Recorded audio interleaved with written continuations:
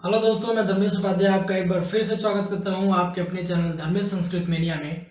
और आज के इस वीडियो में, इस एपिसोड में मैं वेदांत सार का अगला पार्ट लेकर के आया हूं। इसके पिछले पार्ट में आपको पता होगा कि जो अनुबंध चतुष्टय था, अधिकारी के बारे में, अनुबंध चतुष्टय जो 4 थे उनमें से पहला जो अधिकारी था उसके बारे में हम लोग बात कर चुके हैं। अगर किसी ने वीडियो ना देखा हो तो आप लोग जा करके वो वीडियो देख सकते हैं, इससे पहले वाला पार्ट। उस अधिकारी के बाद जब हम बात करते हैं बाकी अनुबंधों की, तो उनमें से जो बाकी अनुबंध है उनको हम इस वीडियो में कवर करने की कोशिश करेंगे और देखेंगे कि क्या है बाकी अनुबंधों में। तो आइए देखते हैं कि आज के इस वीडियो में क्या है खास।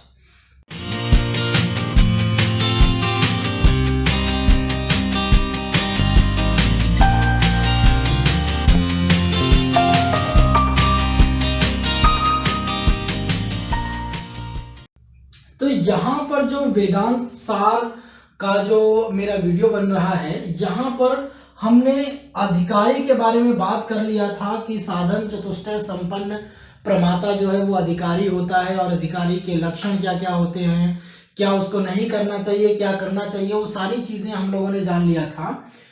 उस अधिकारी के बाद जब हमारी बात आती है विषय के ऊपर, ठीक है, क्योंकि अनुबंध चतुष्टय वो 4 जो थे वो अधिकारी, विषय, संबंध और प्रयोजन, ये 4 अनुबंध थे।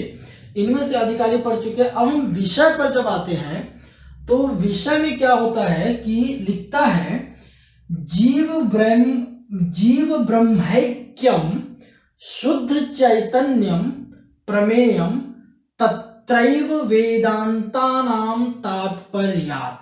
ठीक है, अब यहां पर क्या कहा, ये कहता है कि जीव ब्रह्म ऐक्यम, जीव और ब्रह्म की ऐक्यम, एकता, जीव और ब्रह्म की एकता प्रतिपाद्य विषय है। ध्यान रखिएगा, वेदांत सार का प्रतिपाद्य विषय क्या है? जीव और ब्रह्म की एकता, ऐक्यम।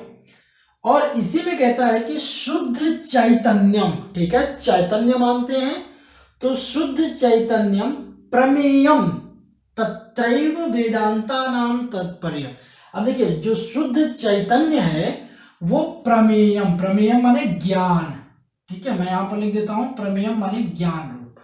तो तत्र एव वेदांता नाम तात्पर्यात्, वेदांत के तात्पर्य से, यानी वेदांत जो है उसका ये तात्पर्य है, या वेदांत जो है तात्पर्य ये बताता है कि जीव और ब्रह्म की एकता जो शुद्ध चैतन्य रूप में ज्ञान है, वही इस वेदांत सार का प्रतिपाद्य विषय है। उसी को हम इस विषय के अंदर लेते हैं। जब अब ये क्या था, ये हमारा विषय था। जब हम इसी विषय को हम आगे करते हैं तो आगे चलते हैं, तो अगला अनुबंध आता है हमारा संबंध। संबंध में क्या है, तो देखिए, अधिकारी, विषय, संबंध, प्रयोजन, आज के हिसाब से भी इसको अच्छे तरीके से समझाया हुआ है मैंने फर्स्ट पार्ट में। तो उस फर्स्ट पार्ट को बहुत ही अच्छे तरीके से देख लीजिएगा, आप लोगों को ये कॉन्सेप्ट क्लियर हो जाएगा बहुत अच्छे तरीके से। ये चीज मैंने बताई हुई है फर्स्ट पार्ट में, वो जनरल बताया हुआ है जिससे आपको पूरा आइडिया लग जाए और अच्छे से समझ में आ जाए। अब ये जो मैं बता रहा हूं, ये वेदांत सार में जो इनके बारे में लिखा हुआ है, या इनके अनुसार जो वेदांत सार के अनुसार है, वो मैं बता रहा हूं। संबंध में आ जाते हैं। अब संबंध में क्या है, कहता है तदैक्य प्रमेयस्य तत्प्रतिपादकोपनिषद प्रमाणस्य च बोध्य बोधक भावः। यहाँ पे क्या है, तदैक्य प्रमेयस्य, तद ऐक्य प्रमेयस्य, उस जीव और ब्रह्म की, तदैक्य माने उस जीव और ब्रह्म की एकता का, जो एकता के ज्ञान का जो प्रतिपादक है, प्रतिपादन करने वाला है, कौन है, तो उपनिषद प्रमाणस्य, उपनिषद रूपी प्रमाण, उपनिषदों के प्रमाण। तो उस जीव और ब्रह्म की एकता की, ऐक्य का प्रतिपादन करने वाले उपनिषद और प्रमाण का कौन सा भाव है? बोध्य बोधक भाव जो है वो संबंध कहलाता है। ठीक है, यानी कि ये जो है, ये जीव और ब्रह्म जो है बोध्य भाव हुआ और उपनिषद प्रमाण जो है वो बोधक भाव हुआ। ठीक है, यानी कि उपनिषद और प्रमाण के माध्यम से जो है हम इसको जान सकते हैं, इसका बोध कर सकते हैं, इसका ज्ञान कर सकते हैं। तो इन दोनों का बोध्य बोधक भाव ही आपस में संबंध कहलाता है। जब हम संबंध के आगे चलते हैं, जो आखिरी वाला अनुबंध है वो है प्रयोजन। ठीक है, तो प्रयोजन में क्या कहता है? कहता है तदैक्य प्रमेय गता ज्ञान निवृत्ति। ठीक है, तदैक्य प्रमेय गता ज्ञान निवृत्ति स्वस्वरूपानंदा वाप्तिश्च करके आगे और भी है, हमारा इतने में काम हो जाएगा। तो यहां पे प्रयोजन में क्या कहा कि तदैक्य, उस ऐक्य प्रमेय का प्रमेयगत अज्ञान, देखिए तदैक्य प्रमेयगत अज्ञान निवृत्ति, अज्ञान की निवृत्ति जब हो जाती है, ठीक है, यानी कि उस ऐक्य के द्वारा, उस जीव और ब्रह्म के जब उनका संबंध हो जाता है तो उसके द्वारा अज्ञान की निवृत्ति जब हो जाती है, जब अज्ञान रूपी अंधकार जब छट जाता है तो स्वस्वरूपानंद, स्व मतलब अपने, अपने ही स्वरूप को आनंद पूर्वक, यानी कि अपने ही स्वरूप का आनंद लेते हैं। ठीक है, यानी कि अपना ही दर्शन करते हैं, आत्म दर्शन करते हैं, वो चीज कहलाती है प्रयोजन। और ये जो संस्कृत की लाइन थी, इसको समझ में आ गया होगा, उसको मैंने डायग्राम से भी यहाँ पे समझाया है कि विषय है, संबंध है और प्रयोजन है। तो इसमें विषय क्या है, इसका प्रतिपाद्य विषय, तो प्रतिपाद्य विषय है जीव और ब्रह्म के ऐक्य का प्रतिपादन करना। इसका संबंध क्या है, तो इसमें एक बोध्य भाव था, यहां पर बताया था बोध्य बोधक, और एक जो है बोधक भाव था। तो जो बोध्य भाव है उसमें कहा कि जीव और ब्रह्म का ऐक्य जो है वो बोध्य भाव है, और उपनिषद वाक्य जितने भी हैं वो सारे बोधक भाव हैं जो कि इनका ज्ञान कराएंगे। लास्ट जब आता है जो होता है वो है प्रयोजन। प्रयोजन में क्या है, तो प्रयोजन में आता है कि अज्ञान की निवृत्ति से आत्मदर्शन द्वारा चरम आनंद, यानी कि जब अज्ञान की निवृत्ति रहती है तो वो अपने ही दर्शन को करते हैं और अपने दर्शन के द्वारा वो चरम आनंद की प्राप्ति करते हैं। इसके बाद ये हो गया हमारा पूरा अनुबंध चतुष्टय के बारे में, अधिकारी, संबंध, विषय और प्रयोजन, इनके बारे में हो गया।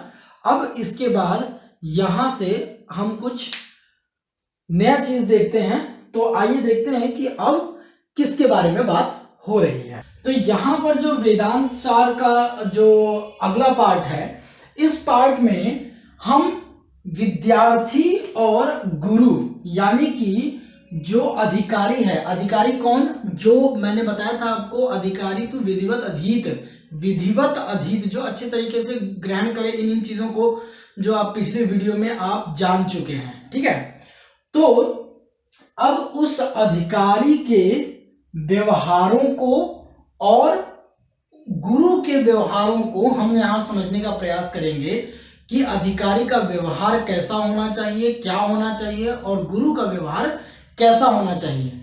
ठीक है, आप जब अधिकारी के लक्षण, विषय, संबंध और प्रयोजन, इनको पढ़ने के बाद जब आप वेदांत सार की किताब में जब आगे चलेंगे तो इनके बारे में वर्णन आपको वहां पर मिलता है। तो अधिकारी के बारे में यहाँ पे कहता है, एक लंबी सी लाइन आती है, जो लंबी सी लाइन मैं यहाँ पर देने का प्रयास करूंगा।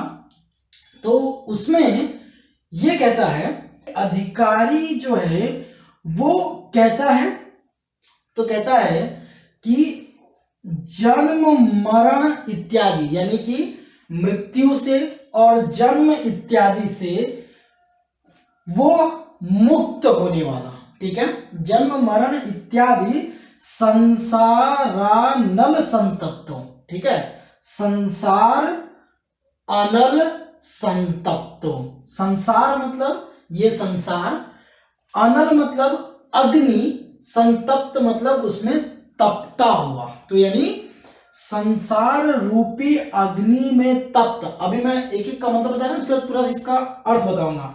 तो संसार रूपी अग्नि में तप्त जो अधिकारी है, ठीक है, जन्म मरण इत्यादि संसार रूपी अग्नि में तप्त विद्यार्थी अधिकारी।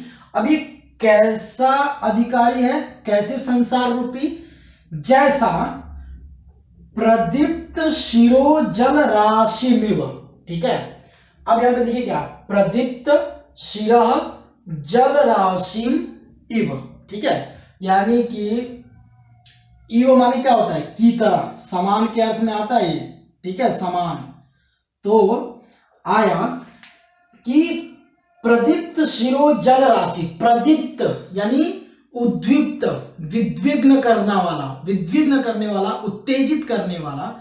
जैसे कि यहां पर बात कर रहा है कि जिस प्रकार कोई व्यक्ति, एक उदाहरण के माध्यम से यहां पे समझाने का प्रयास कर रहा है, जिस प्रकार कोई व्यक्ति प्रदीप्त शिरों वाला, यानी कि उसको धूप लग रही है, उसको उत्तेजना है, उसको कोई मतलब उसका व्यवहार ठीक नहीं हो रहा है, मतलब गर्मी उसको बहुत ज्यादा है, तो ऐसा व्यक्ति जल राशि में शिरो, ठीक है, शिरा उसका जो संघात होता है, यानी कि अगर उसको प्यास लगी है तो उस प्यास को खत्म कैसे करेंगे, पानी पिलाकर।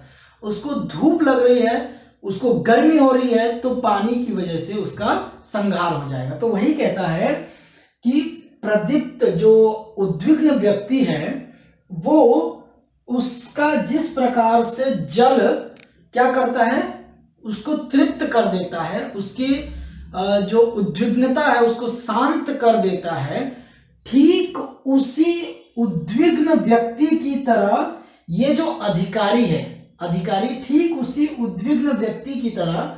अब ये अधिकारी किस चीज में उद्विग्न है, तो जन्म मरण के चक्कर में है, ये संसार में जो संसार रूपी आग है, उस आग में ये झुलस रहा है। तो ऐसा अधिकारी, अब यहां पर जो देखिए प्रदीप्त, यानी ये जो यहां पर जो आग है, गर्मी है, जो कुछ है, वो किसकी तरह है, इस अधिकारी को उद्विग्न कर रहा है। इसमें जल राशि में, पानी की तरह इसको ठंडा कौन करेगा, तो जो गुरु है वो जल राशि में, यानी कि उसको पानी की तरह ठंडा करेगा। ये जो है तेज से, जो व्यक्ति है वो तेज से उद्विग्न है, यहां पर अधिकारी जो है वो किससे उद्विग्न है, जन्म मरण से और संसार रूपी आग से, ठीक है। तो यहां पर अगर आप कंफ्यूज हो रहे हैं तो अब मैं सिंपल तरीके से बताता हूं। सिंपल तरीके से यहां पर एक अधिकारी का व्यवहार बताया। जैसे कि आज के समय में क्या होता है, या पहले समय में क्या होता था कि किसी भी विद्यार्थी को जब विद्या ग्रहण करनी होती थी तो वो क्या करता था, अपने गुरु के पास जाता था, शिक्षक के पास जाता था, कुछ उपहार लेकर, समिधा वगैरह कुछ भी लेकर के जाता था उसके सामने, उनके सामने, और जा करके विनम्र पूर्वक कहता था कि मुझे इन इन अज्ञानों से दूर कराओ, मुझे ज्ञान रूपी प्रकाश में डालो, ठीक है, और शिक्षा ग्रहण करने के लिए कहता था। तो गुरु उसको एक्सेप्ट करके उसको शिक्षा देते थे। ठीक वही बात यहां पर कही गई कि अधिकारी का यहाँ पे क्या काम था, अधिकारी का काम था कि हाथ में सामान लेकर के, कुछ उपहार लेकर के, कुछ जो है लकड़ी वगैरह, जो समिधा वगैरह वो लेकर के गुरु के समक्ष जाना, और गुरु का क्या अधिकार है, गुरु का क्या व्यवहार है, उसमें उचित समय उचित चीजें देख करके उस शिष्य को ग्रहण करना और उसको ज्ञान की बातें बताना, यही यहाँ पर व्यवहार है। इसी को जो है इस पंक्ति के माध्यम से बताया कि जन्म मरण इत्यादि जो सांसारिक दुखों से घिरा हुआ है, ऐसा अधिकारी उपहार पानी, ठीक है, उपहार पानी अपने हाथों में उपहार लेकर के, ठीक है, क्या करता है, गुरु के पास जाता है। ठीक, उपहार लेकर के गुरु के पास जाता है। ये इतना जो है वो अधिकारी का व्यवहार है, गुरु के पास जाता है। अब गुरु का व्यवहार कि गुरु कैसा है, तो कहते हैं श्रोत्रियम ब्रह्मनिष्ठम, ठीक है। श्रोत्रियम ब्रह्मनिष्ठम, श्रोत्र जो हमारे ग्रंथ, जो हमारे वेद हैं उनको हम श्रोत्र भी कहते हैं। तो श्रोत्रियम ब्रह्मनिष्ठम, जो ब्रह्म में निष्ठा रखने वाला है, ठीक है, जिसने ब्रह्म में निष्ठा रखी, ब्रह्म को जाना, ऐसा, और जिसने वेदों को अच्छी तरीके से जाना, ऐसा गुरु क्या करते हैं फिर ये गुरु, ऐसे गुरु होते हैं, गुरु का लक्षण। उसके बाद ऐसे गुरु अत्यंत कृपा पूर्वक अध्यारोप अपवाद न्याय द्वारा उपदेश देते हैं, ठीक है।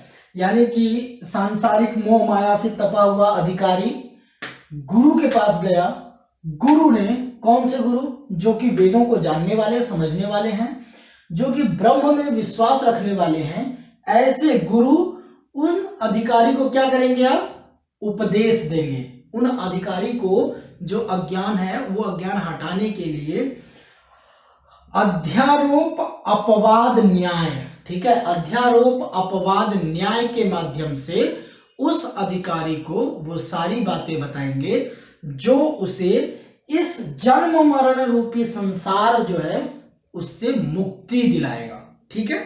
यहां तक बात अच्छे से समझ में आई? अगर कुछ भी समझ में ना आए तो फिर पूछ लीजिएगा जरूर। तो ये था अधिकारी और गुरु का व्यवहार, अधिकारी का व्यवहार ऐसा, गुरु का व्यवहार ऐसा। इसके बाद यहां पर बात आई कि अध्यारोप अपवाद न्याय के द्वारा वो उपदेश देते हैं। अब अध्यारोप और अपवाद न्याय क्या है, तो उसको यहां पर देखते हैं हम लोग कि अध्यारोप और अपवाद न्याय। तो अध्यारोप को हम यहां पे समझने का प्रयास करते हैं। मैंने यहां पे अध्यारोप लिखा है और कहता है, अध्यारोप को कहता है असर्प भूतायाम रज्जौ सर्पारूपा, ठीक है। अब यहां पे क्या कहा कि असर्प भूतायाम रज्जौ, ठीक है। अब देखिए असर्प, सर्प माने सांप, अ लगा दिया यानी नहीं, ठीक है। तो असर्प यानी सांप नहीं है। भूतायाम रज्जौ, भूतायाम यानी स्थिति, यानी सांप की सत्ता, ठीक, सांप की सत्ता मतलब सांप उस समय हो ऐसा। तो सांप की सत्ता नहीं होती रज्जौ, जिस रस्सी में, ठीक है, रज्जौ माने रस्सी, तो जिस रस्सी में सांप की अनुभूति नहीं होती या सांप की सत्ता नहीं होती, सर्पारोपः, अलग अलग करेंगे तो क्या बोलेगा, सर्प प्लस आरोपः, उस रस्सी में सर्प का आरोप क्या कहलाता है, अध्यारोप, ठीक है। उस रस्सी में सर्प का आरोप अध्यारोप कहलाता है। यानी कि अगर आपको आप इसको सिंपल तरीके से समझे तो सिंपल तरीके में ये कहा कि कोई वस्तु है यानी कोई चीज है, वो चीज दरअसल क्या है कि आप लोगों ने कभी कभी फील भी किया होगा कि आप कहीं अगर सुनसान रास्ते पे जा रहे हैं या अंधेरे में जा रहे हैं या कहीं भी जा रहे हैं, अगर कोई चीज आपको सामने दिख जाती है, ठीक है, और आपके दिमाग में उस समय कुछ और चल रहा होता है या आपने कुछ और चीज देखी होती है, तो आपको लगता है कि वो चीज यहां पे मैंने देखी है ना, ऐसा फील होता है। तो वो क्या होता है, वही अध्यारोप है। यानी कि जो चीज जहां नहीं है उसको वहां पर देख लेना किसी और वस्तु में, ठीक। जैसे मान लीजिए पेन है, ये मेरे थोड़ी सी दूरी पे रखा हुआ है, मैंने कोई मूवी देखी या कुछ देखा या मुझे कुछ और चीजें पता चल रही है, तो इस पेन को, ये पेन जहां रखा हुआ है, तो मैंने अचानक से देखा और मुझे ऐसा फील हुआ कि वहां पे कोई डंडा है, ठीक है, या वहां पे कोई आदमी खड़ा है। बट उसको जब मैं अच्छी तरीके से देखता हूं तो जा करके देखूंगा तो वो आदमी नहीं, वो पेन है, ठीक है। तो जो मुझे आभास हुआ वही कहलाता है अध्यारोप, ठीक है। अब इसको उदाहरण के माध्यम से समझते हैं। उदाहरण में कहा असर्प भूतायाम रज्जौ सर्पारूपः, एक व्यक्ति है, उसने, उसकी खिड़की के सामने एक रस्सी लटकी हुई है, ठीक है। वो अचानक कहीं से आता है, अंधेरा होने की वजह से वो रस्सी जब वो देखता है तो उसको सांप की अनुभूति होती है कि वो सांप की तरह दिख रहा है और सांप की तरह हिल रहा है, सांप की पूंछ की तरह। तो उस रस्सी में जो कि सांप नहीं है, उस रस्सी में सांप का आरोप यानी सांप का प्रतिबिंब उसके दिमाग में जो बनता है उसका आरोप हो जाना ही अध्यारोप कहलाता है। ठीक है, अब इसको हम आगे देखते हैं। तो इसमें कहता है, उदाहरण दिया, उदाहरण क्या दिया, वस्तु और अवस्तु का उदाहरण दिया। ठीक है, एक वस्तु है एक अवस्तु है, वस्तु और अवस्तु का उदाहरण देता है। तो इस उदाहरण के माध्यम से वो क्या कहेगा, तो वस्तु में अवस्तु का आरोप हो जाता है। कैसे हो जाता है, जैसे कि रस्सी में सर्प का आरोप हुआ, वैसी वस्तु में अवस्तु का आरोप होगा। कैसे होगा वो देखते हैं। तो कहता है वस्तु में कहा, वस्तु क्या है, तो सच्चिदानंद, वो जो ब्रह्म है उसके बारे में बात कर रहे हैं, जो एकदम प्योर फॉर्म में है, एकदम प्योर है। ठीक है, तो कहा सच्चिदानंद, सत चित आनंद। ठीक है, सत चित आनंद ऐसा, तो सत चित आनंद अनंत अद्वैत वो ब्रह्म। ठीक है, ये प्योर फॉर्म में है, वो ऐसा ब्रह्म जो सत है, चित है, आनंद है, अनंत है, अद्वैत है, ऐसा ब्रह्म जो है वो वस्तु। इसमें अवस्तु क्या आई, अज्ञान इत्यादि संपूर्ण जड़ प्रपंच। ठीक है, अज्ञान इत्यादि, ठीक है, यानी कि जितने भी अज्ञान है जिसका हमें ज्ञान नहीं है, तो ऐसे अज्ञान इत्यादि जितने भी जड़ प्रपंच हैं, जड़ प्रपंच, वो प्रपंच मतलब झमेला, मतलब आप समझ सकते हैं कि जो झूठ वगैरह जितना भी कुछ है, तो जितने भी जड़ प्रपंच हैं इनका इनके ऊपर आरोप हो जाता है। ठीक, यानी कि ठीक उसी तरह जिस प्रकार रस्सी में सांप का आरोप हुआ था लेकिन वो सांप नहीं था, उसी प्रकार ये जो ब्रह्म है इस पे इस अज्ञान वाले जड़ प्रपंच का आरोप हो गया, जबकि वो ब्रह्म नहीं है। यानी कि सीधी सीधी बात, संसार में हम जितने चीज करते हैं या जिसको हम ब्रह्म मानते हैं या जो भी है जिसको हम भगवान मानते हैं, ये करते हैं वो करते हैं, तो वास्तव में वो सब क्या है, अज्ञान इत्यादि संपूर्ण प्रपंच है। ठीक है, अज्ञान इत्यादि संपूर्ण प्रपंच है, जबकि ब्रह्म सतचित आनंद अद्वैत ये ब्रह्म होते हैं। ठीक है, तो मनुष्य क्या करता है, हम लोग क्या करते हैं, इस अवस्तु को जो धूल चढ़ी हुई है, इस अवस्तु को ही प्राप्त करने की कोशिश करते हैं, इसके पीछे ही भागते हैं, जो प्योर फॉर्म होता है उसको छोड़ देते हैं।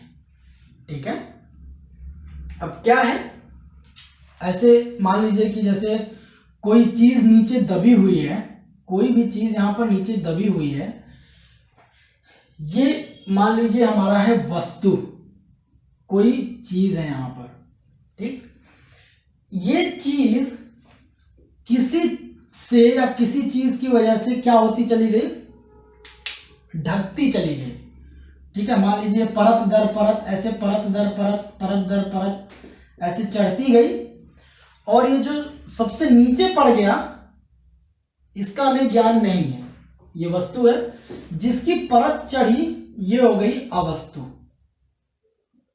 ठीक, तो हुआ क्या, मेन चीज ये है, लेकिन इस मेन चीज को लोग न जानकर न मानकर इसके जैसा आभास देने वाला जो अज्ञान है, जो परत दर परत चढ़ी गई, वो अज्ञान ही अवस्तु है। ठीक है, इसको सिंपल फॉर्म में समझाने का प्रयास किया है, फिर भी अगर कोई दिक्कत हो तो आप लोग बता दीजिएगा। आज के वीडियो में इतना ही, आगे इसके बारे में कुछ और चीजें जानने का प्रयास करेंगे। ठीक है, अध्यारोप इत्यादि को अच्छे से और एलेबोरेट करेंगे, डिफाइन करेंगे।